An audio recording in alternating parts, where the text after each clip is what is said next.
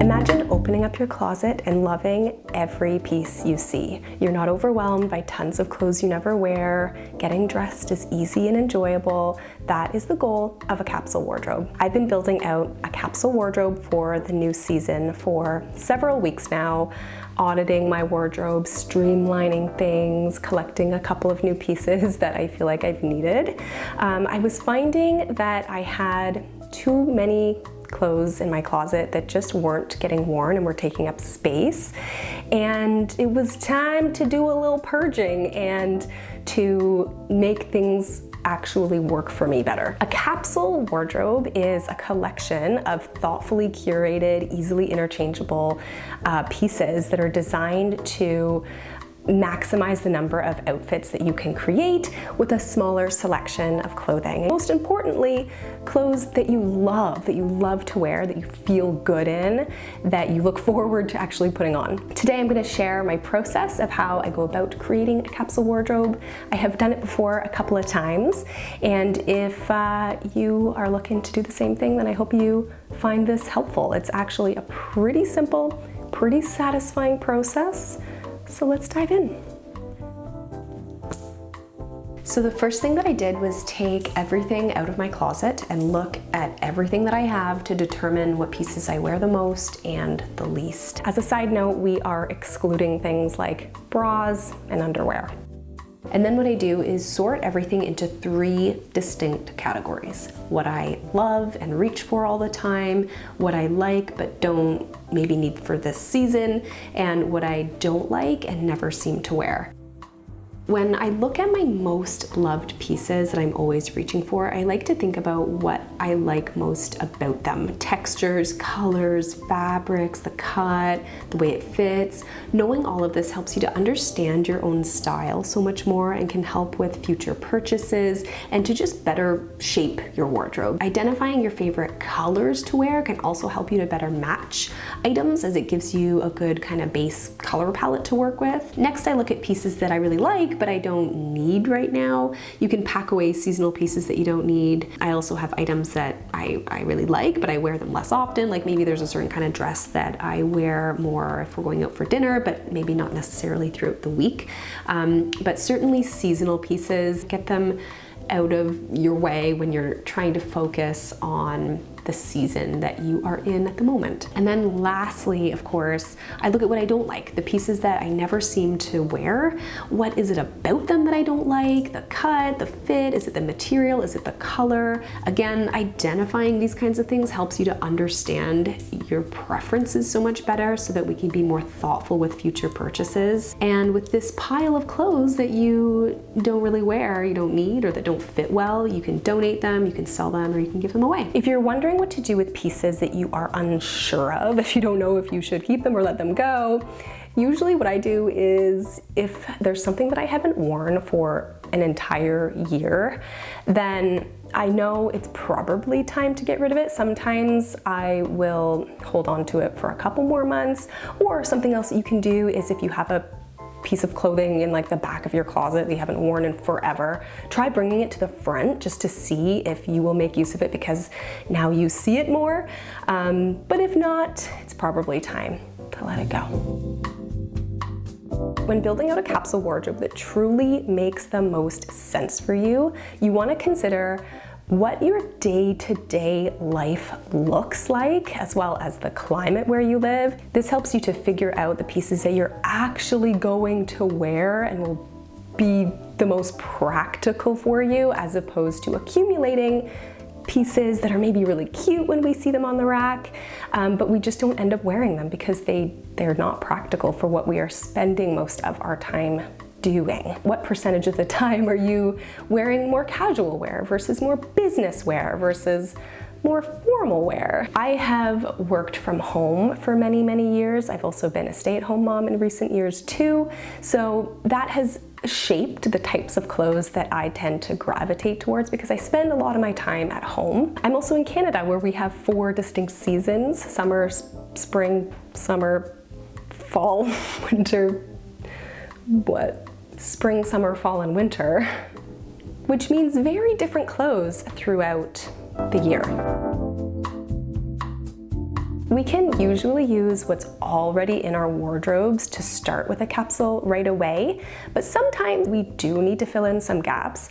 But it takes time to thoughtfully add pieces to our wardrobe in a way that will actually work for us and pieces that we will actually more likely use, which is why it's really handy to make a list of clothes that we feel like we're lacking, pieces that we wish we could reach for, that we feel like would really work with a pair of pants that we wear all the time. Make a list, write it down, and that way you'll know what pieces you feel like are lacking. That's some of the ways that I have added pieces in a more thoughtful way to my closet, is that there were some pieces that I knew, like, oh, if I just had a certain kind of shirt like this, I know I would use it in this way and it would go so well with this, this, and this.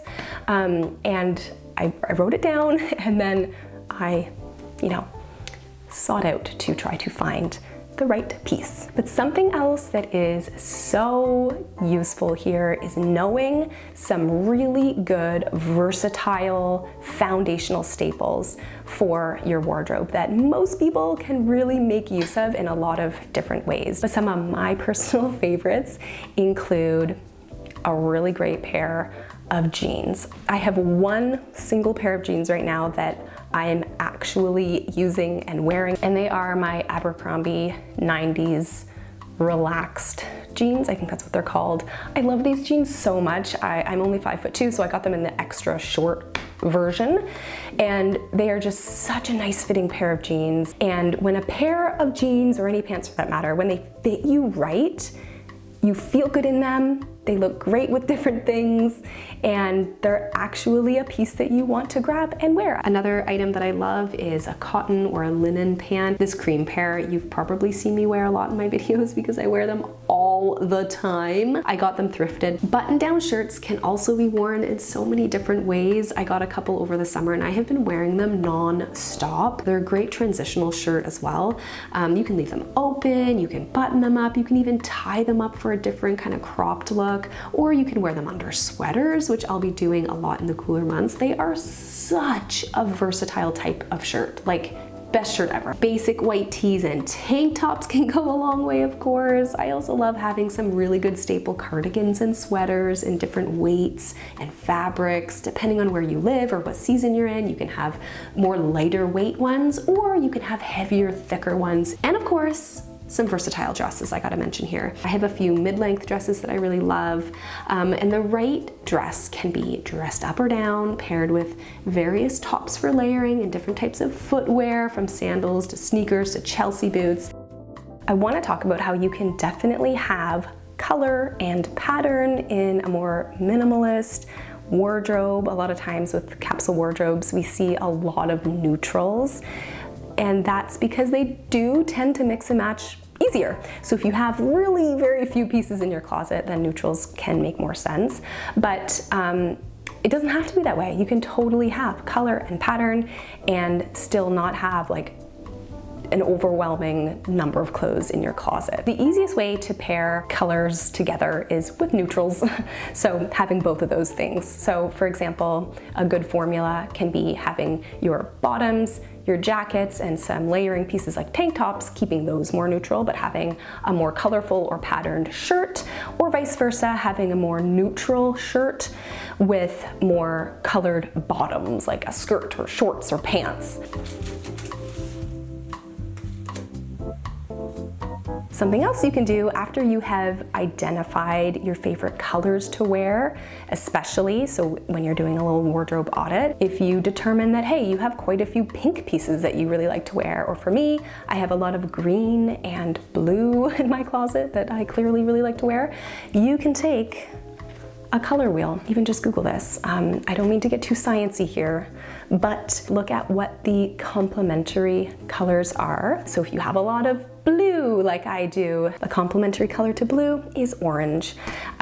So that can be a great way to figure out what would match nicely with a lot of the pieces that you have, because they complement each other. You can also use pattern to dictate some color that you want to add to your wardrobe. So if you have a few patterned pieces that you already love, that you like to wear, pick out one of the colors in the pattern. Maybe there's like some yellow in a patterned shirt that you have. A pair of yellow pants or yellow skirt would match that.